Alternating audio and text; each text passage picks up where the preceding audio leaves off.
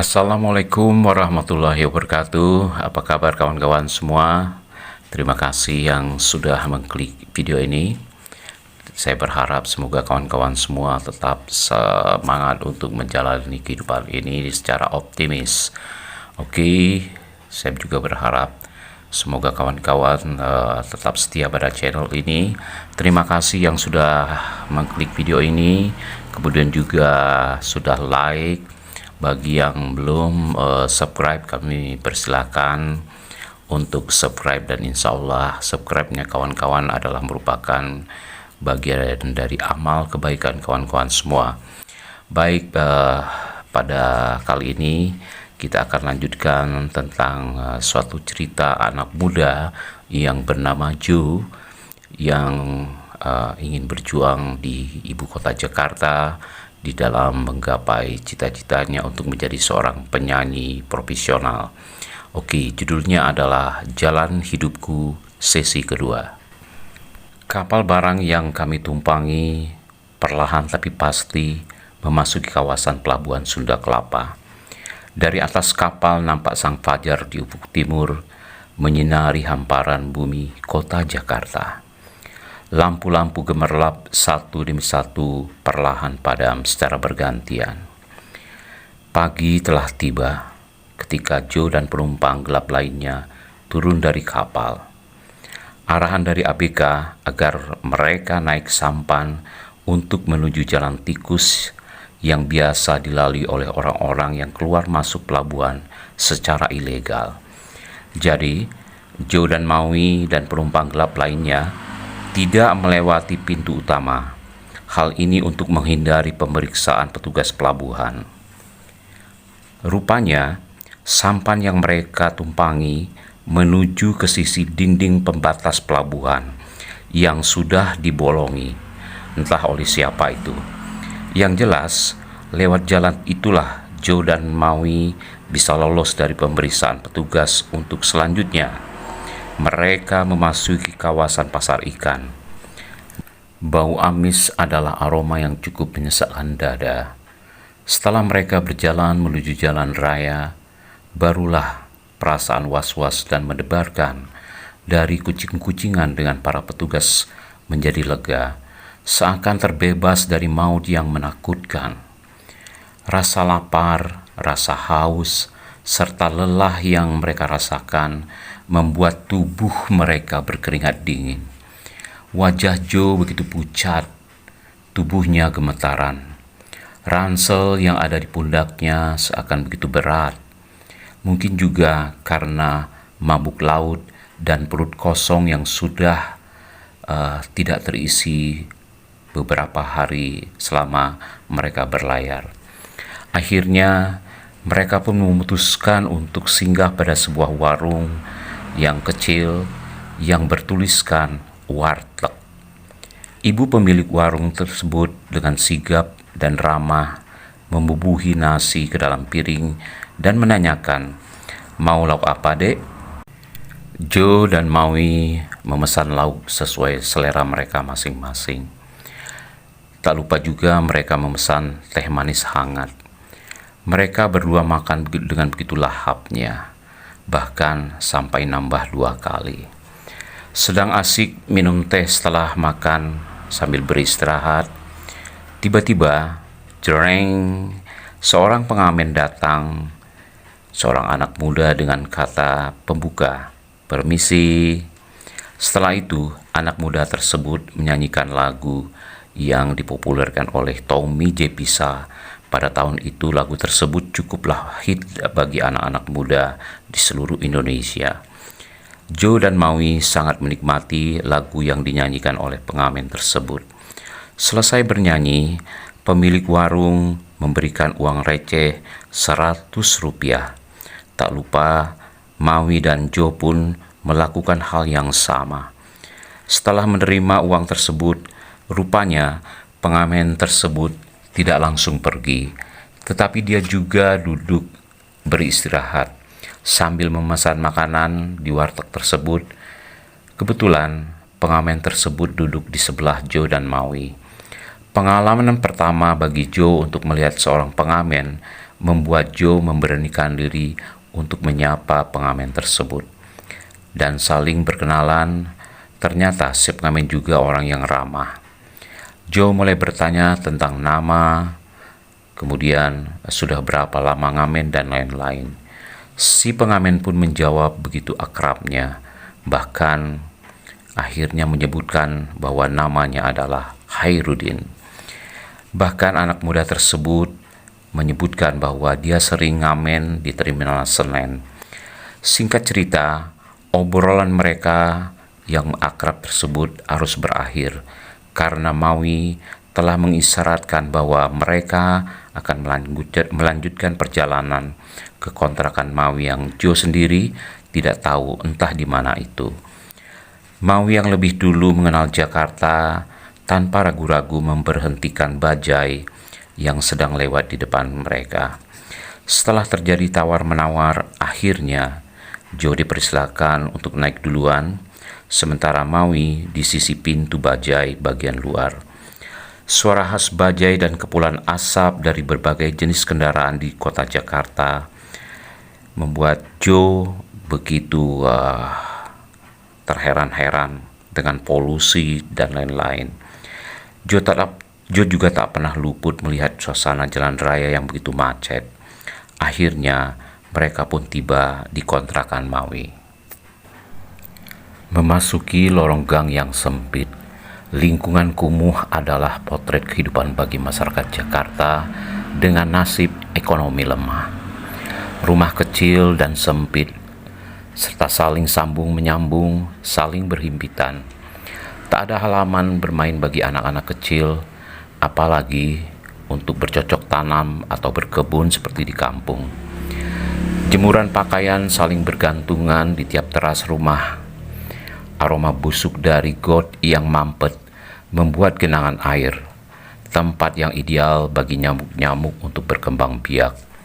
Bisa dibayangkan ketika malam tiba, serangan nyamuk-nyamuk tersebut begitu menyakitkan.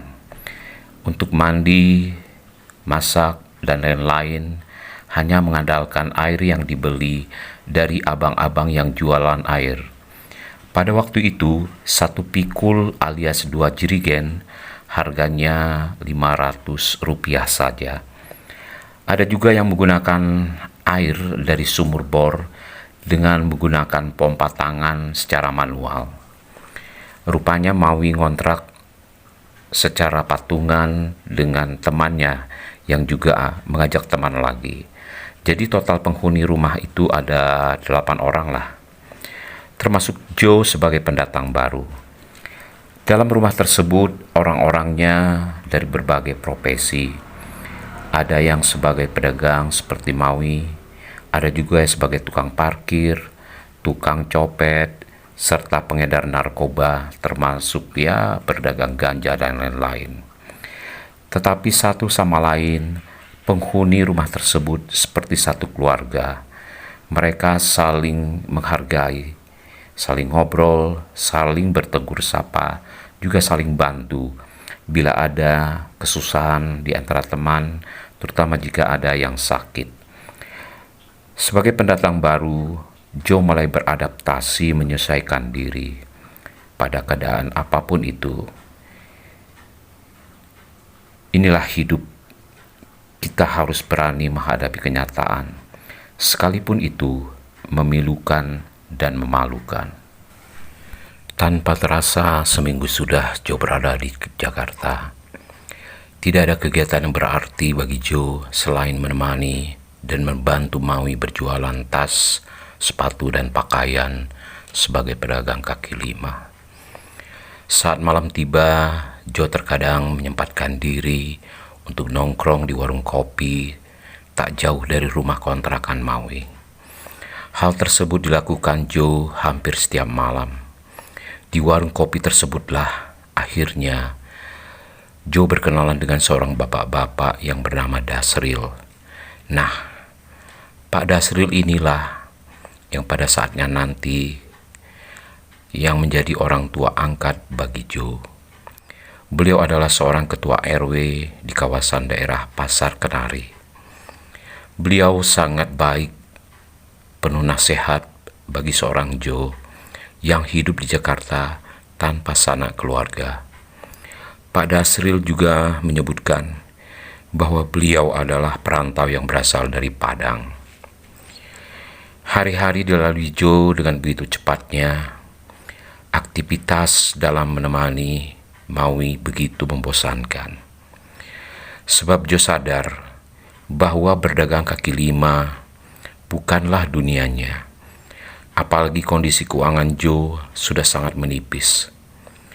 Joe mulai berpikir untuk memutar otak. Bagaimana caranya dia bisa menghidupi dirinya tanpa harus bergantung pada sahabatnya Maui.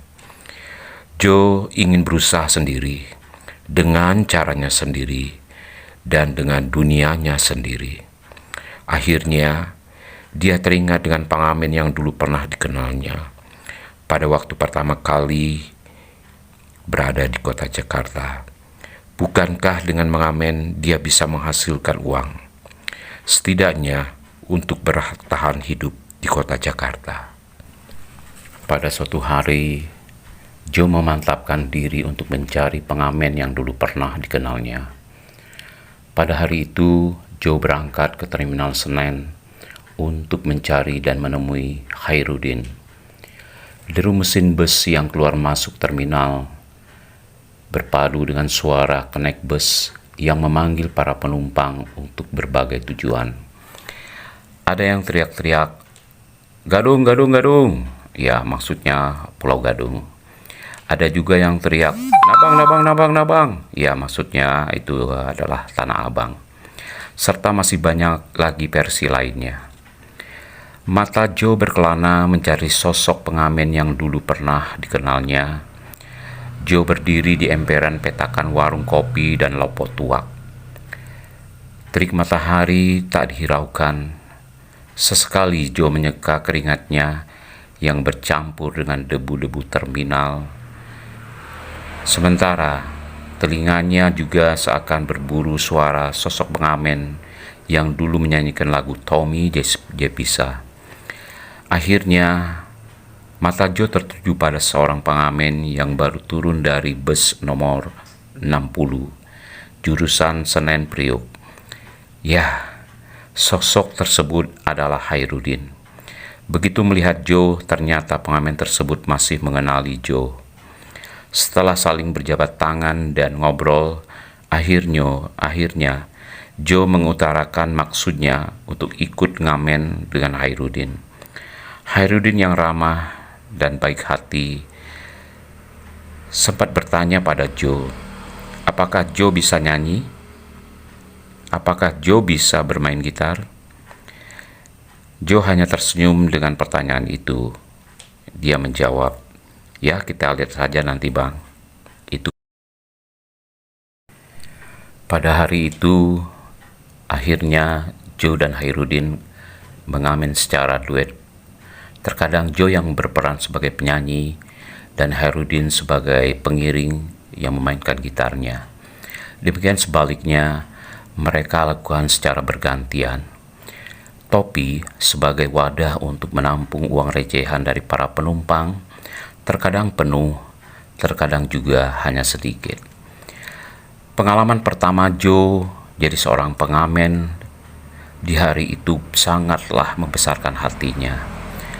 Bahwa ternyata dengan melakukan hal ini, setidaknya Joe bisa bertahan hidup di kota Jakarta.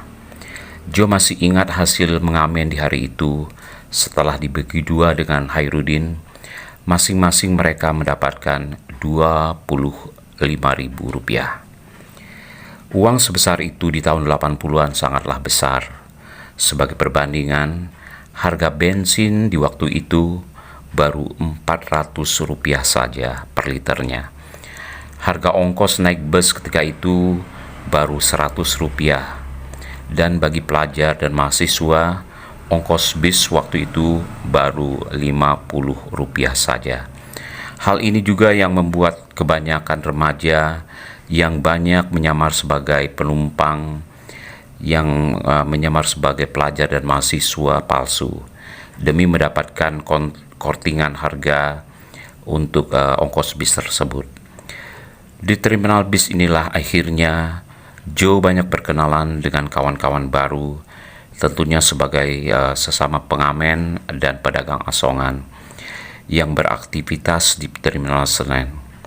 Dari hasil mengamen, Joe mengumpulkan uang untuk beli gitar sendiri.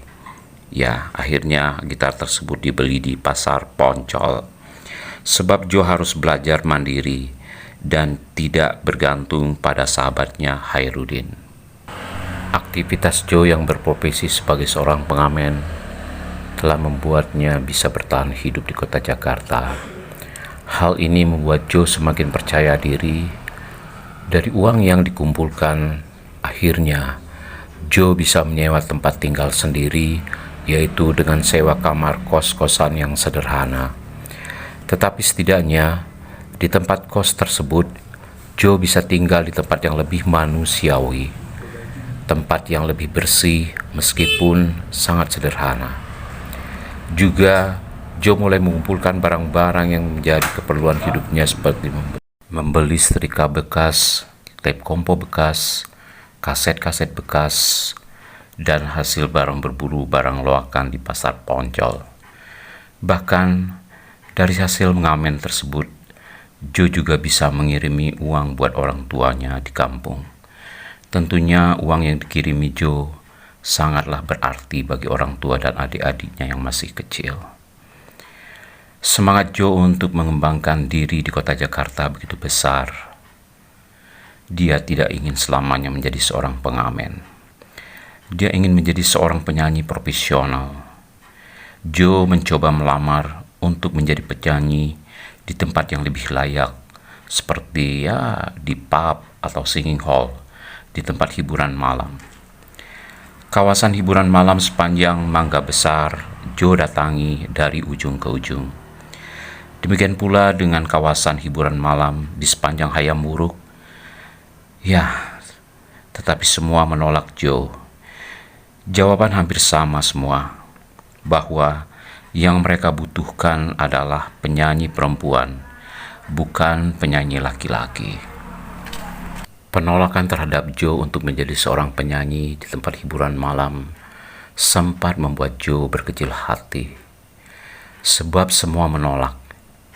Joe juga pernah mencoba untuk menemui para musisi senior yang berasal dari Belitung yang telah berhasil di kota Jakarta, seperti Bang Agus, Bang Joni, juga Bambang.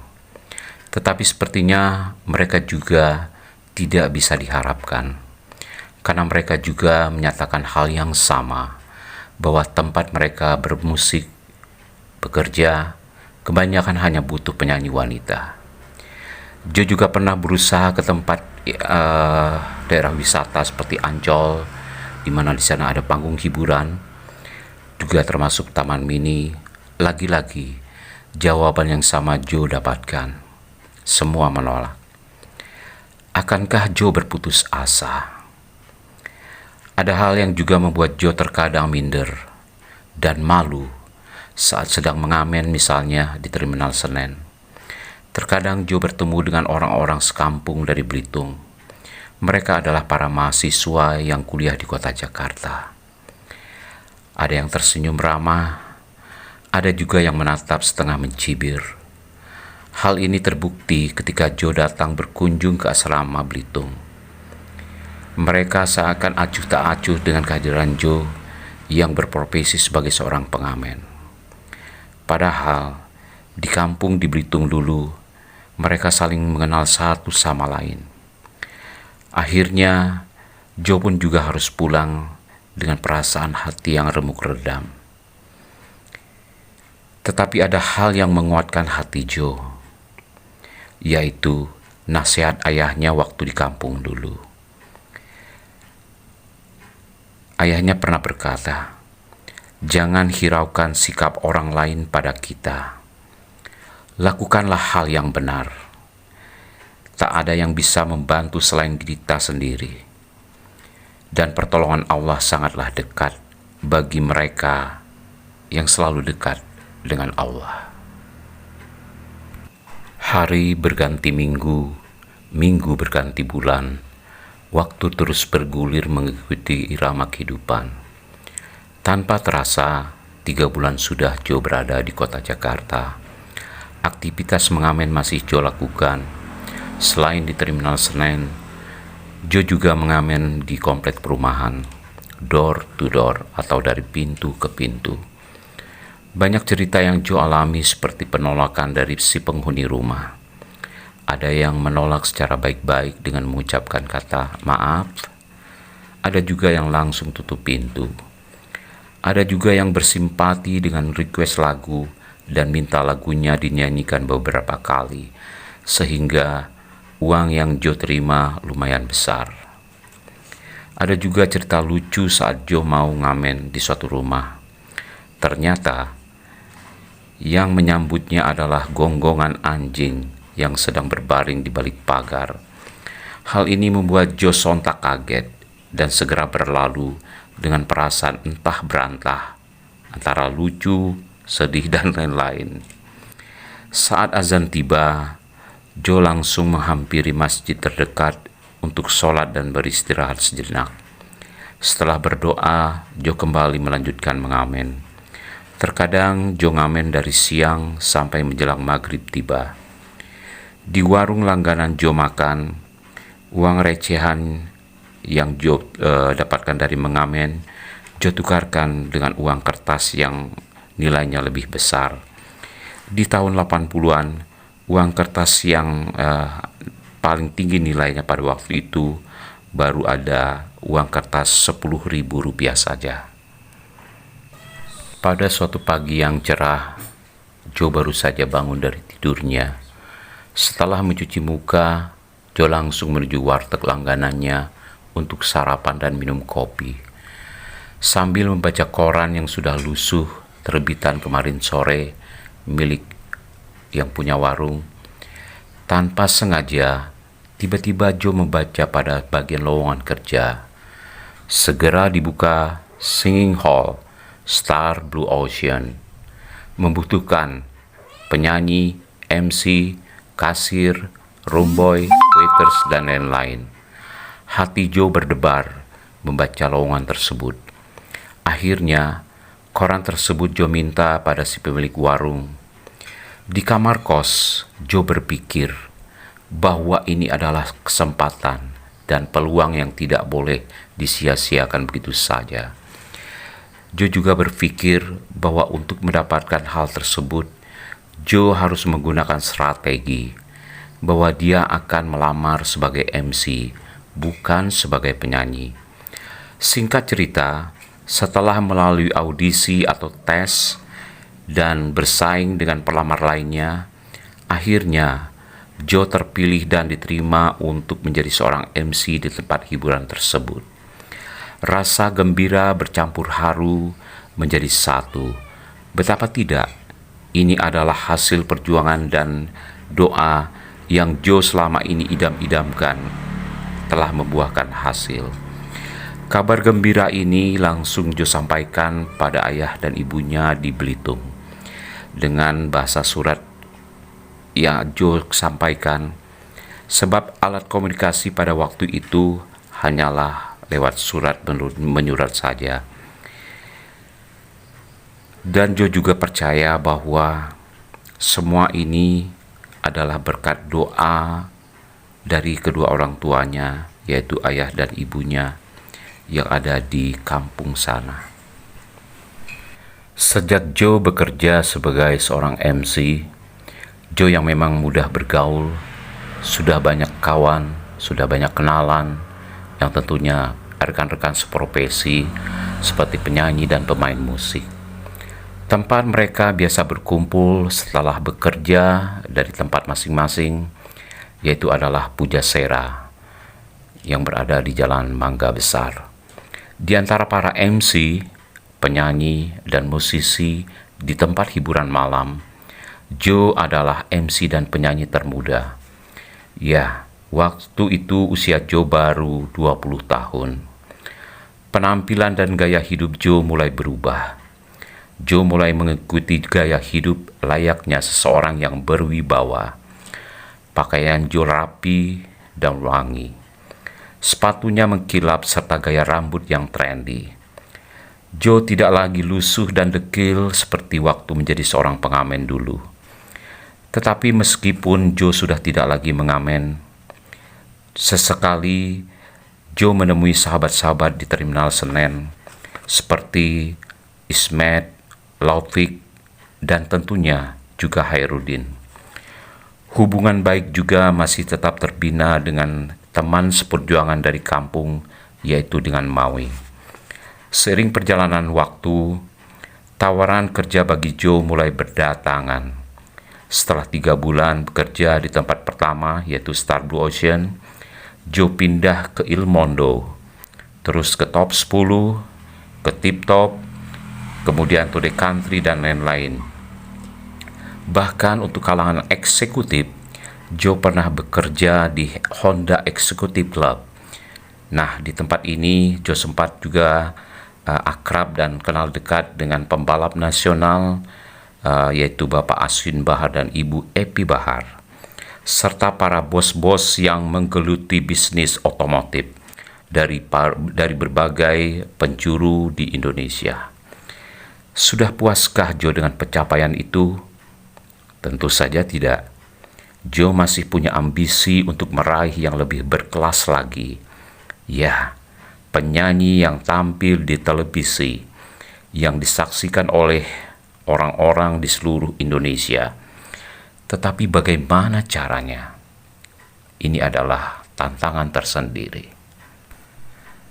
Cita-cita dan ambisi Joe sejak masih di kampung dulu adalah dia ingin tampil di televisi layaknya artis dan selebriti. Dengan tekad yang bulat, dengan langkah yang mantap, akhirnya Joe mencoba untuk datang langsung ke stasiun TVRI nasional yang ada di daerah Senayan, Jakarta. Setidaknya Joe ingin tahu tentang syarat-syarat untuk tampil di acara TVRI. Sebab sebagai orang yang sedang berjuang dan perantau yang punya ambisi, Joe tidak punya koneksi, apalagi surat sakti, agar bisa tampil di TVRI. Tetapi bukan Joe namanya jika dia tidak berani untuk mencoba dengan caranya sendiri, dengan usahanya sendiri. Begitu sampai di pos penjagaan, Joe langsung disuruh mengisi buku tamu oleh petugas jaga di pintu masuk, serta disuruh menitipkan kartu identitas diri seperti KTP, SIM, dan lain-lain. Joe terkejut dengan syarat-syarat itu, sebab pada saat itu Joe belum punya KTP. Joe hanya punya surat jalan dari Pak RT di kampungnya dulu sebagai bekal identitas diri sebelum berangkat ke Jakarta. Akhirnya, perjuangan Joe ke TVRI di hari itu harus berakhir gagal di pintu masuk saja. Sepulang dari TVRI, Joe berpikir bahwa dia harus punya KTP DKI Jakarta. Hal ini Joe sampaikan dengan orang tua angkatnya, yaitu Pak Dasril, sebagai ketua RW di Pasar Kenari. Nah, Pak Dasril yang baik hati inilah akhirnya yang membuatkan KTP DKI untuk Joe. Pada tahun itu, KTP masih manual, belum elektronik seperti sekarang ini. Hati Joe begitu mantap, keyakinannya begitu bulat. Apalagi sekarang Joe sudah punya KTP DKI Jakarta. Dia tidak lagi was-was ketika ada razia KTP di malam hari, seperti yang sering ditemuinya di jalanan ketika sepulang dari tempat kerja di malam hari. Pada hari yang cerah, Joe kembali datang ke TVRI di daerah Senayan, Jakarta. Setelah bertanya dan mendapat arahan dari salah satu pegawai di TVRI, akhirnya Joe mendapatkan informasi agar menuju ke suatu ruang pendaftaran. Rupanya dalam ruang tersebut sudah banyak orang-orang yang juga ingin mendaftarkan layaknya seperti Joe. Gerbang dan pintu karir untuk menjadi seorang penyanyi di TVRI pada waktu itu adalah acara wajah baru. Tentunya harus melewati rangkaian audisi ataupun tes. Pesertanya begitu banyak, bahkan dari seluruh Indonesia. Maklum saja, waktu itu baru ada TVRI satu-satunya stasiun TV yang ada di Indonesia. Belum ada RCTI, Indosiar, maupun yang lain-lain, serta stasiun TV swasta lainnya. Untuk mendapatkan jadwal audisi atau tes, Joe harus menunggu 3 bulan ke depan. Sebab tumpukan map dari calon para peserta begitu banyaknya. Ya, itu adalah formulir dari para peserta dari berbagai daerah di Indonesia. Setelah mondar-mandir ke TVRI Senayan, Jakarta, pada hari yang telah ditentukan, akhirnya Joe mendapatkan kesempatan untuk mengikuti audisi tes wajah baru. Dengan doa dan keyakinan, Joe mulai bernyanyi. Dengan mengandalkan suara bariton miliknya, akhirnya hari itu Joe lolos tes audisi. Alhamdulillah. Rasa bahagia, rasa senang dan haru membuat hati Joe seperti orang yang sedang kasmaran. Begitu tim penilai mengumumkan bahwa Joe adalah salah satu peserta yang lolos audisi untuk mengisi acara wajah baru, hatinya berbunga-bunga. Perasaan bahagia tersebut bersemayam di hati Joe. Sepanjang perjalanan pulang ke tempat kos, Joe seperti bermimpi indah di siang hari. Kabar gembira itu tidak Joe ceritakan pada siapapun, sebab jadwal tampil untuk mengisi acara wajah baru tersebut ternyata masih beberapa bulan ke depan. Joe juga tidak mau berkoar-koar jika hal itu belum pasti kapan akan tampil di televisi. Sebab acara tersebut harus antri dengan para peserta yang sangat banyak sekali.